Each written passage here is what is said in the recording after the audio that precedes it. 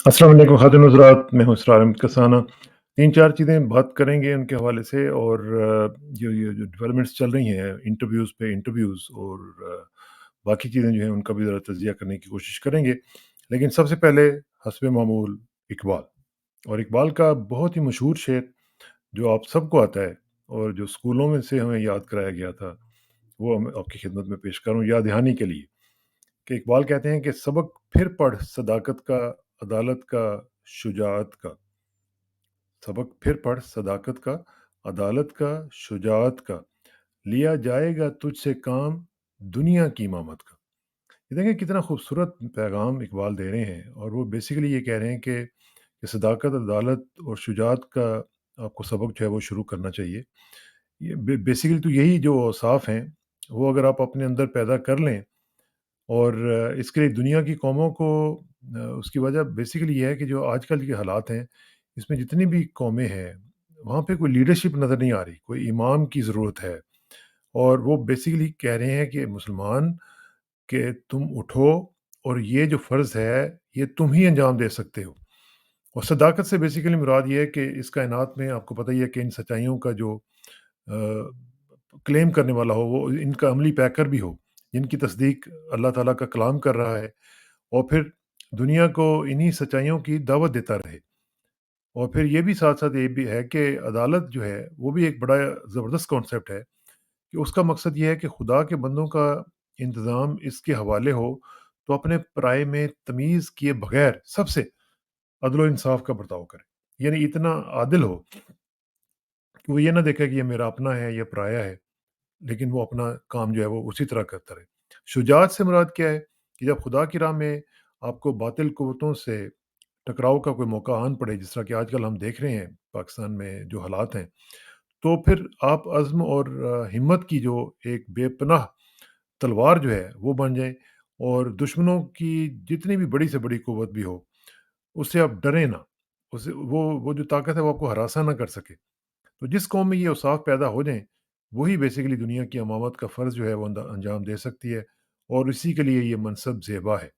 तो ये जो मैसेज है, मैं सोच रहा था कि ये हमें आज आज के दिन ज़रूर ये देखना चाहिए कि हमारे जो हालात हैं, वो हमें इसके मुतकाज़ी हैं कि हमें ये चीज़ें जो हैं अपनी ज़िंदगियों का हिस्सा बनानी चाहिए। अच्छा जी, आप ज़रा चलते हैं अपने टॉपिक्स की तरफ और टॉपिक्स में सबसे पहले आपको याद है मैंने कल आपको क्या कहा था? मैंने आपको बताया था कि ये जो उस्मान डार वाला मामला चल रहा था, उसमें मैंने आपको थोड़ा-सा बताया भी था और मैंने आपको ये भी कहा था कि उसमें मुख्तलिफ़ चीज़ें जो हैं, वो अभी आप देखेंगे। क्योंकि हमारी इत्तलात के मुताबिक जो हमें इन्फॉर्मेशन मिल रही थी अ, उसके मुताबिक ये काम अब सीरीज़ के तौर पर और सीरियल के तौर पर शुरू होना था। और वो पहले हुआ और फिर आज आपने पढ़ा होगा कि दूसरा इंटरव्यू भी जो मैंने आपको कल बताया था कि 2 लोगों का मैंने आपको बताया था ना, इशारा दिया था, नाम नहीं लिया था ऑब्वियसली नाम तो नहीं ले सकता था मैं, लेकिन मैंने आपको बताया था, मैं आपको ज़रा सुनवा भी देता हूँ। उस्मान डार साहब के साथ भी मेरा ख़्याल है कि यही हुआ होगा जो उनके साथ हुआ, इमरान रियाज़ के साथ हुआ, बाकी लोगों के साथ हो रहा है। और अभी मैं आपको ये भी बताऊँ कि अभी दौड़ लगी हुई है कि अगला शाहकार जो है वो किसने पेश करना है। 2 बड़े जो सो कॉल्ड सहाफ़ी हैं, एक ने दाढ़ी रखी हुई है और एक ने काफ़ी लंबी-चौड़ी उनकी जो वो ज़िंदगी है वो गुज़र चुकी है सहाफ़त में। वो भी बड़ी कोशिश कर रहे हैं कि अगला शाहकार जो है वो उनके प्लेटफ़ॉर्म से जो है वो जारी किया जाए। तो ये मैंने आपको बताया था, दाढ़ी वाला तो आज एक हो गया ना। आज आपने देख लिया कि डॉन पे आदिल शाहज़ेब साहब के प्रोग्राम में सदाकत अब्बासी साहब को पेश किया गया और वहाँ पे उनको उनकी रूनुमाई होनी थी, हुई भी और वहाँ पे उनकी रिकॉर्डिंग भी हुई। लेकिन वो फिर मामलात गड़बड़ हुए क्योंकि सदाकत अब्बासी साहब ने बकौल कुछ लोगों के, वो कहा जी कि मैं बस इतना ही प्रोग्राम कर सकता हूँ, बस 10-15 मिनट काफ़ी हैं। पूरा मैं जो 40-45 मिनट का शो है वो मैं नहीं कर सकता। तो वो जो होस्ट साहब थे, उन्होंने सोचा हुआ था कि ये पूरा प्रोग्राम चलेगा इस हवाले से, तो वो तो नहीं हुआ और फिर बाद में जब वो दोबारा री-रिकॉर्ड हुआ और उसमें अगरचे उन्होंने मुख्तलिफ़ चीज़ें उसमें ऐड भी की और सारा कुछ किया, तो वो फिर मामलात जो थे वो मैनेजमेंट तक गए और मैनेजमेंट ने बड़े ही अच्छे मैं समझता हूँ कि बड़ा अच्छा फ़ैसला किया और उन्होंने सोचा कि ये अगर हमने चला दिया तो चैनल की बड़ी बदनामी होगी।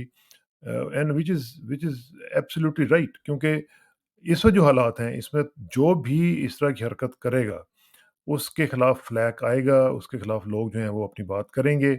और आपने देख लिया कि किस तरीके से कामरान शाहिद और उनके चैनल के हवाले से कल क्रिटिसिज्म आया है। और ये दूसरा शो था वो अब फ्लॉप हो गया। और इसमें मैं डॉन की मैनेजमेंट को, उनकी तमाम एडिटोरियल टीम को मैं खराज तहसीन पेश करना चाहता हूँ कि उन्होंने इस गंद का हिस्सा बनने से इनकार किया और अपने जो उनके पुराने किसी ज़माने में जो असूल हुआ करते थे उनको ताज़ा करने की, उनको ज़िंदा करने की कोशिश की, जो कि हम वेलकम करते हैं। क्योंकि डॉन, हम जिस जिस ज़माने में हम बड़े हुए थे, उस ज़माने में Dawn used to be the best paper. और उसी पेपर की तवज्जो से हम उनके टीवी को भी देखते हैं, उसी निगाह से भी देखते हैं कि वही स्टैंडर्ड, वही स्टाइल, वही क्वालिटी जर्नलिज़्म की वो उनके टीवी में भी हो और उनके पेपर में भी हो। और उनकी एडिटोरियल पॉलिसी जो किसी ज़माने में आज़ाद हुआ करती थी, अहमद अली खान साहब के हवाले से मैं बात कर रहा हूँ, तो वही चीज़ है वो आज भी होनी चाहिए। और वो अगर इस तरह करते हैं तो मैं समझता हूँ बड़ा ज़बरदस्त है, क्योंकि आज ये जो प्रेसिडेंट सेट किया है उन्होंने, अब जो भी चैनल करेगा वो रिस्क लेगा अपना क्रिटिसिज्म के हवाले से। तो वो मेरा ख़्याल है कि डॉन जो है उन्होंने एक प्रेसिडेंट सेट कर दिया है कि इस तरह की जो हरकतें हैं वो हम नहीं करेंगे। और वैसे भी मतलब उसूली तौर पे देखा जाए कि एक आदमी गिरफ़्तार है, गायब हुआ हुआ है, तो अचानक आके वो शो में बैठ जाता है, वो अपना जनाब एक ख़ास किस्म की वो एक नैरेटिव है, वो बयान करना शुरू कर देता है। जैसे पहले इन्होंने प्रेस कॉन्फ्रेंसेस का मज़ाक उड़वाया था, वो प्रेशर कॉन्फ्रेंसेस बन गई थी। अब इसी तरह के ये जो इंटरव्यूज़ हैं, ये प्रेशर इंटरव्यूज़ जो हैं, वो बन बन बन रहे हैं और बने जाएँगे। और यहाँ पे मैं आपको एक और भी बता दूँ कि जो इत्तलात हैं, वो ये हैं कि अब अगली जो बारी है, वो किनकी है? वो फ़ारूक हबीब साहब की है। और उसके बाद किनकी है? वो शेख रशीद साहब की। शेख रशीद साहब को फाइनल यानी ओवर के लिए उन्होंने रखा हुआ है कि वो फिर जब लाएँगे तो फिर उनको पेश करके तो फिर साइफ़र में इमरान खान साहब को सज़ा दे दी जाएगी। यानी ये इतना एक ओपन किस्म का सीक्रेट है जिसका तकरीबन सब लोगों को पता है कि ये क्या हो रहा है।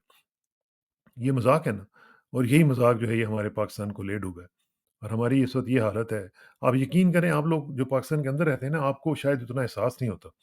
लेकिन हम लोग जो हैं, हम लोग शरीकों में रहते हैं और शरीकों में बसते हैं ना जब, तो जब वो हमें टॉन्ट करते हैं कि आपके मुल्क में ये हो रहा है, आपके मुल्क में ये हो रहा है, ये देखें आज क्या हुआ है, ये देखें आज क्या हुआ है। और रोज़ाना की बुनियाद पर हमें वो जो कोसने हैं, वो ताने जो हैं वो सुनने पड़ते हैं। तो ये बड़ी तकलीफ़देह सूरत-ए-हाल होती है। और ये आप समझते हैं, जिन जिन जो लोग गाँव वगैरह में और इधर-उधर जो रहते हैं ना, जिनको पता होता है शरीकादारी क्या होती है, तो उसमें वो समझ सकते हैं इस बात को। तो ये जो सूरत-ए-हाल है, इसमें मेरा ख़्याल है कि दिस शुड स्टॉप नाउ, क्योंकि ये इतना ओपन और इतना ब्लैटेंट किस्म की और इतनी अजीब किस्म की सिचुएशन इन्होंने क्रिएट कर दी हुई है कि इसको अब रुक जाना चाहिए। और अब मेरा ख़्याल है कि वापसी का सफ़र इख्तियार करना चाहिए। वो जो है ना कि बाज़ आ जो इकबाल का शेर है, तो वो बड़ा ज़रूरी है कि वापस आएँ, आप वापस आ जाएँ। तो इसमें मेरी गुज़ारिश यही होगी कि अब इस मामले को ख़त्म कर दिया जाए और आगे बढ़ा जाए। क्योंकि पाकिस्तान का जितना नुकसान इन 17, 18, 19 महीनों में कर दिया है, वो मेरा ख़्याल है पूरी हिस्ट्री में इस तरह पाकिस्तान का नुकसान नहीं हुआ। हमारी ग्लोबल स्टैंडिंग, हमारी रीजनल स्टैंडिंग, हमारी इंटरनल स्टैंडिंग, हर लिहाज से, इकोनॉमी के हिसाब से, हर चीज़ में हम लोग सफ़र कर चुके हैं। लेकिन वो एक शख्स जो है, वो टूटने का नाम नहीं ले रहा। वो बैठा हुआ है अंदर, उसको आप जिस तरह भी तोड़ने की कोशिश कर रहे हैं, वो बैठा हुआ है। वो मैं समझता हूँ कि एक एक अजीब इंसान अल्लाह ताला ने पैदा किया था पाकिस्तान को, कि जिसकी हम कदर करते तो वो हमारे मुल्क को पता नहीं कहाँ से कहाँ ले जाता। लेकिन अब क्या किया जाए कि अनाओं की ये इस खेल में पूरा मुल्क जो है वो तबाह हो रहा है, आवाम तबाह हो रही है।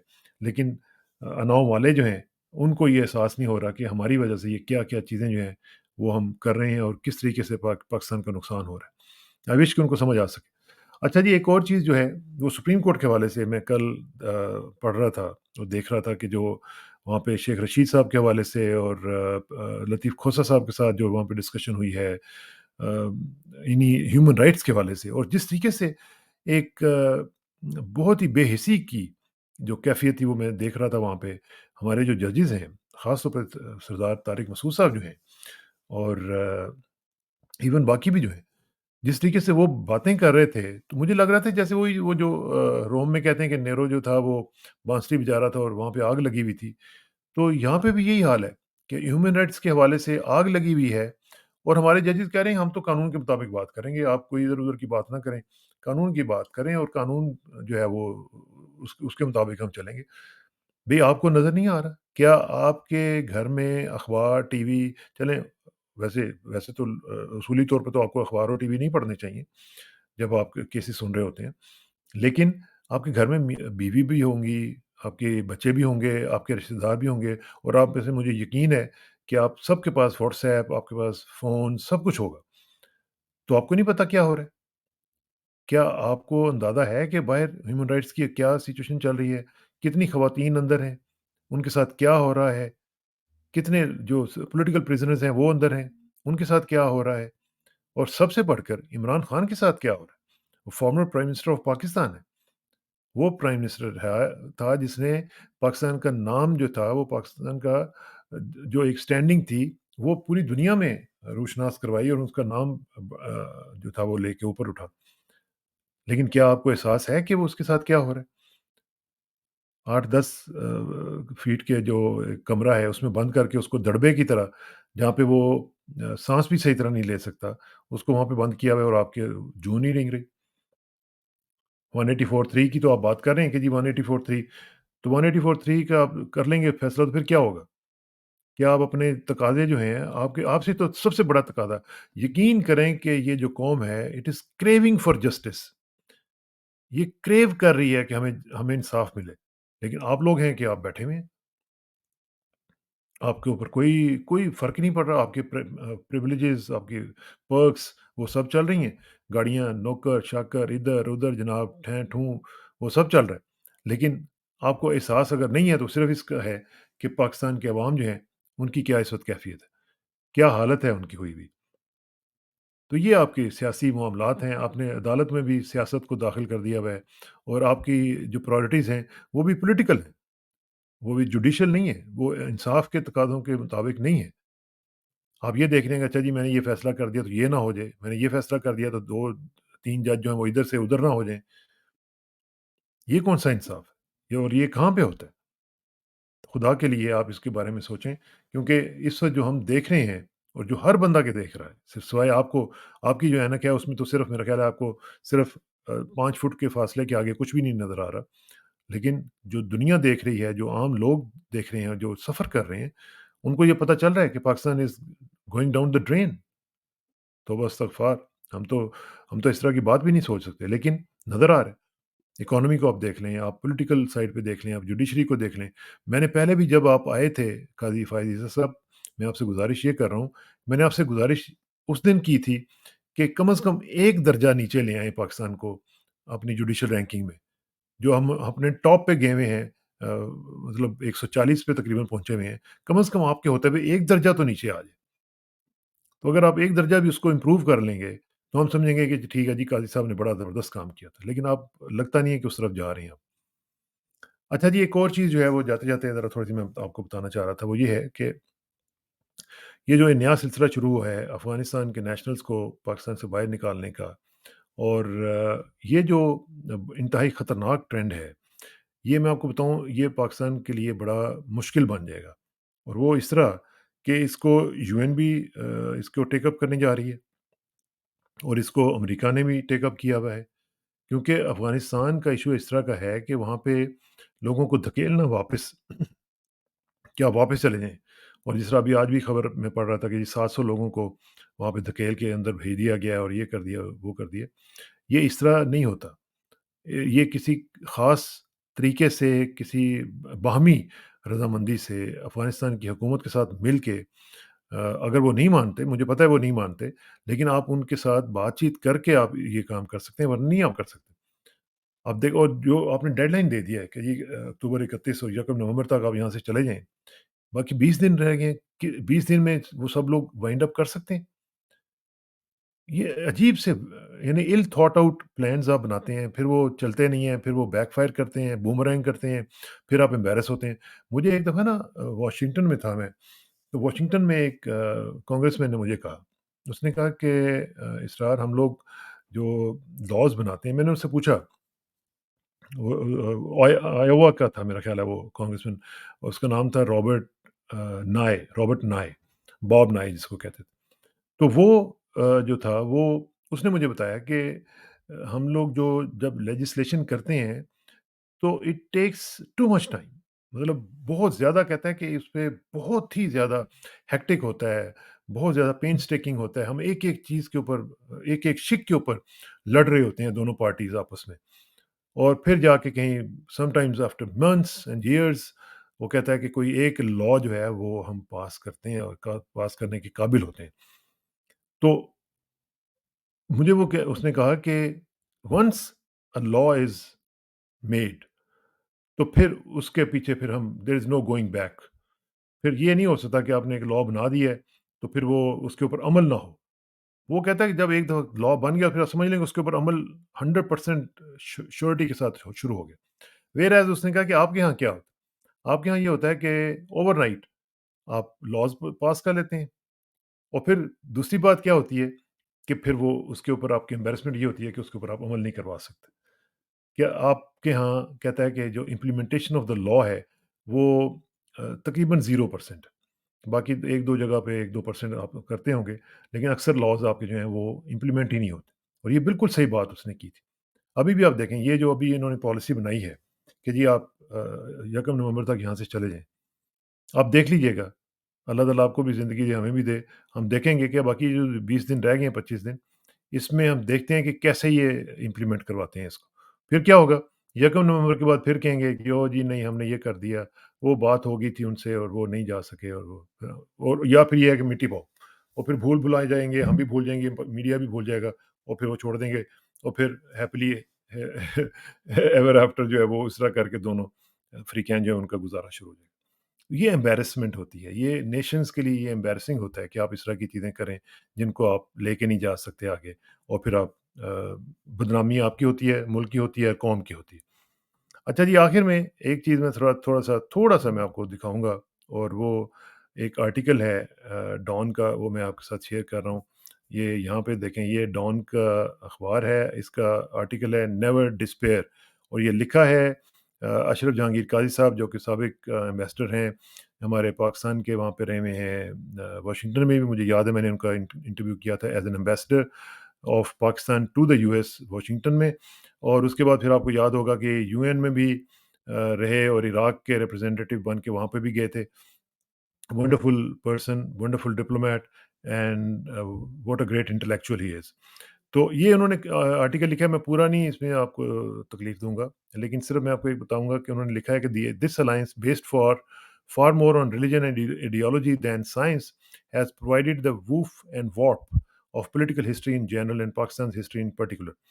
तो ये मैं थोड़ा-सा आपको इसका जिस्ट थोड़ा-सा बताता हूँ। फिर वो कहते हैं कि the precondition of such nourishment and renewal is of course human development which is premised on culture, science and technology, an education of public opinion which provides uncensored and non-manufactured information, an ability to think rationally, and a spirit of community, accommodation and tolerance, all of which are essential to democratic governance.